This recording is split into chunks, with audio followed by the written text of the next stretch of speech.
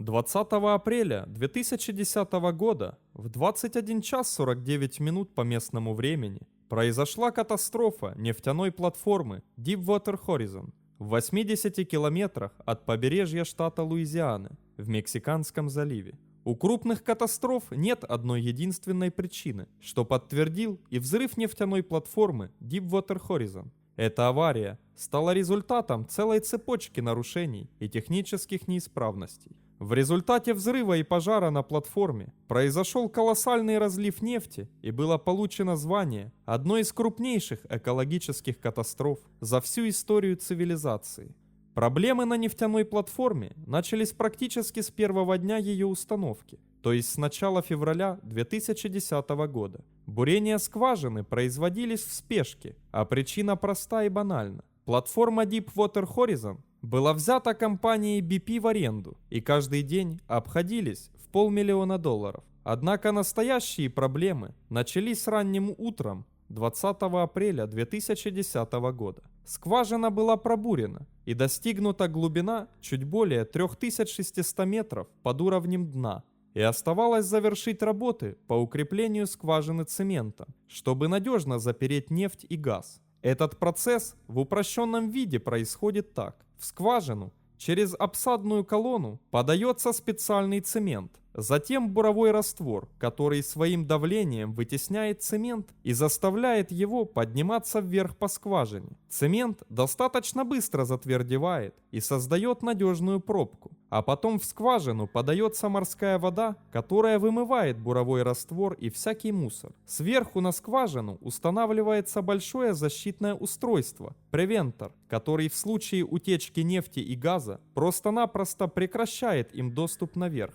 С самого утра 20 апреля в скважину закачивался цемент, и к обеду уже были проведены первые тесты на испытание надежности цементной пробки. На платформу прилетели двое специалистов для проверки качества цементирования. Эта проверка должна была продлиться около 12 часов. Но руководство, которое не могло больше ждать, решило отказаться от стандартной процедуры. И в 14 часов 30 минут специалисты со своим оборудованием покинули платформу. А вскоре в скважину начали подавать буровой раствор. Неожиданно в 18 часов 45 минут в бурильной колонне резко возросло давление, за несколько минут достигшее 100 атмосфер. Это значило, что из скважины просачивается газ. Однако в 19 часов 55 минут была начата закачка воды, чего просто нельзя было делать. В последующие 1,5 часа закачка воды велась с переменным успехом,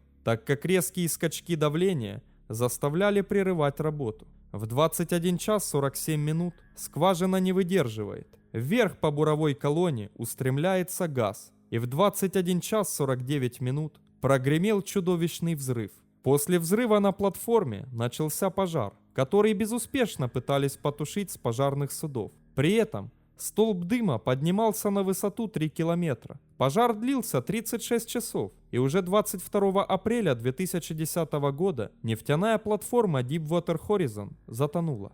Авария на нефтяной платформе переросла в экологическую катастрофу, масштабы которой просто поражают воображение. Главная причина экологического бедствия – разлив нефти. Нефть из поврежденной скважины, а также сопутствующие газы беспрерывно вытекали на протяжении 152 дней до 19 сентября 2010 года. И за это время океанские воды приняли более 5 миллионов баррелей нефти. Эта нефть нанесла непоправимый ущерб океану и многим прибрежным районам Мексиканского залива. Всего нефтью было загрязнено почти 1800 километров побережий.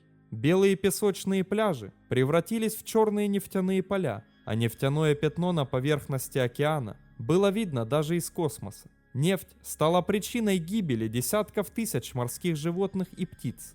Борьба с последствиями нефтяного загрязнения велась десятками тысяч людей. С поверхности океана черное золото собиралось специальными судами, а пляжи очищались только вручную, так как современная наука не может предложить механизированные средства для решения этой задачи. Основные последствия разлива нефти были устранены только к ноябрю 2011 года. У аварии были не только экологические, но и колоссальные экономические последствия. Так, компания BP потеряла около 22 миллиардов долларов. Это и убытки от потери скважины, и выплаты пострадавшим, и затраты на устранение последствий катастрофы. В 2016 году общая сумма затрат компании на устранение последствий аварии превысила 56 миллиардов долларов. В том числе 5 американских штатов получат от компании в течение 16 лет компенсацию за причиненный ущерб